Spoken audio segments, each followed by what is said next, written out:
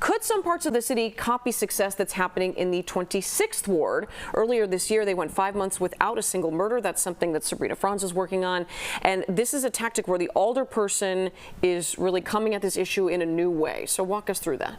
Yeah, this is a new twist, something that we haven't heard before. We've heard versions of this, but something unique to the 26th ward, inviting others that would otherwise not be invited to the conversation, like members of gangs who are in Humboldt Park already, collaborating with one another because all of them, we're learning, have a vested interest in keeping their neighborhood safe. You quite literally have spent your entire life in Humboldt Park.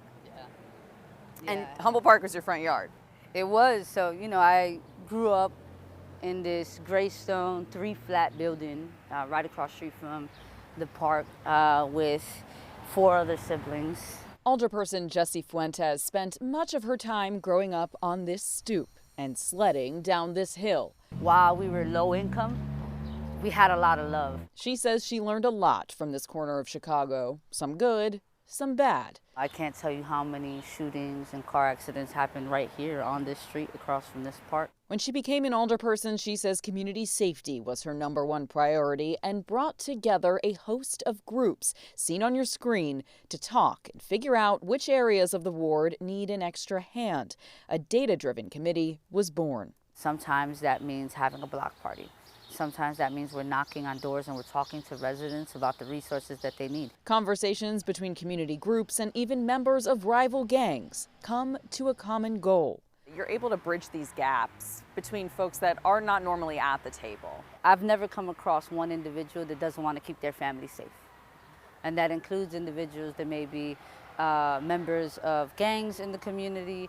That includes everybody. Fuentes has been public about her past. As a teenager, she was involved in gang activity and was even arrested. She says that perspective helped make this idea stronger. In May, they noticed a sign of success. There had not been a homicide in 5 months in the 26th ward. The first one all year was on May 24th. It's not to say that crime's not happening in our community. We have incidents of robberies, of carjackings, right? But I hadn't heard the word homicide in a while. Do you think the young person that sat on that stoop would be proud right now, knowing what's happened since? Look, I lost a lot of friends in this community to gun violence and to the justice system or to addiction.